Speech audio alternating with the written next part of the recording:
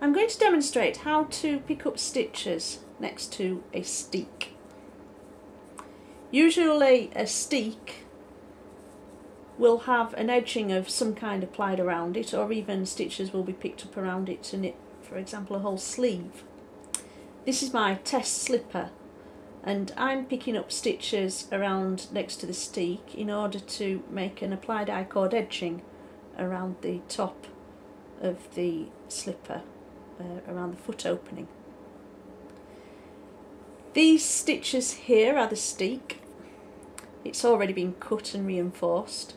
In fact, this line here, I did a crochet slip stitch reinforcement on this, and this line of brown stitches there, that's my crochet reinforcement. And here, this line of brown stitches is the first stitch column in the steek itself. So this line of stitches, this line of blue stitches here, is the last stitch column in the main slipper. And I'm going to pick up the stitches immediately between these two stitch columns. So in the gap between those stitch columns, I'm going to pick up stitches. In fact, if you look at knitting, it's formed of stitch columns running one way, and then if you turn it upside down, you can see the structure of the knitted fabric is such that in fact you have stitch columns running the opposite way. So I'm going to be picking up stitches in the stitch column that's running the opposite way between the last stitch column of the slipper and the first stitch column of the steek. I'm holding the yarn on the inside, on the wrong side of the fabric, because whereas for many times when you were picking up stitches you would go through the edge of a stitch on the front of the fabric like that, going right through from one side to the other side of the edge of a stitch to pick up stitches.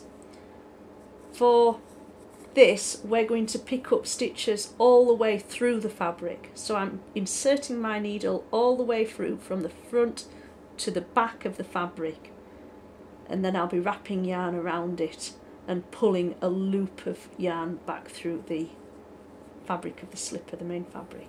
So let's start doing that now. Here I am, I'm starting right at the very top of the steek. That's the very first stitch next to the steek, and I'm inserting my needle through there, and then I wrap the yarn around the point of the needle and pull a loop, a stitch back through, and then I repeat that motion all the way along the inverted stitch column. So insert the needle point through the fabric in the next row down, wrap the yarn round and pull a loop back through, and so on. I'm just going to carry on doing that while I talk about how to decrease. For a lot of edgings, or even for a sleeve, you want to have less stitches than there are rows in the steek.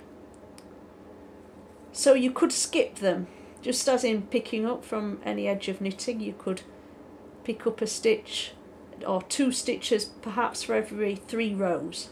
You'd need to calculate the frequency of the pickup.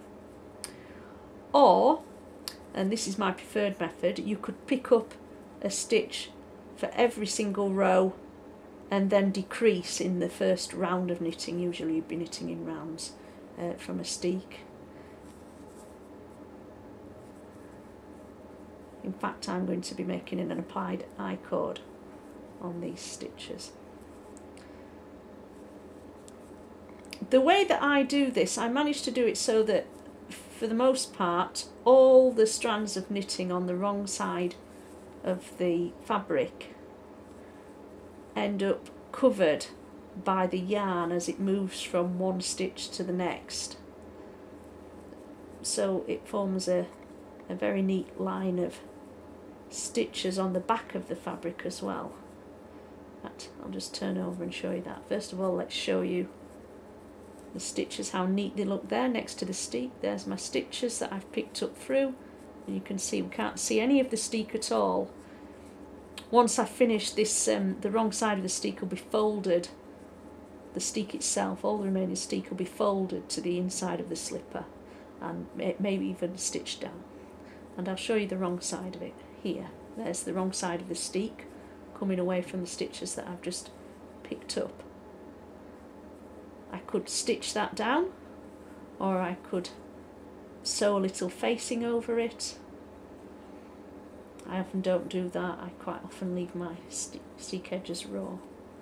And then I don't know if you can see how neat that is. We've got these little bumps of fabric there, the yarn coming from one stitch to the next on the front of the fabric, and I think you can see that they're wrapping all the strands of yarn behind the fabric. And that's it. How to pick up stitches next to a steek. Thank you.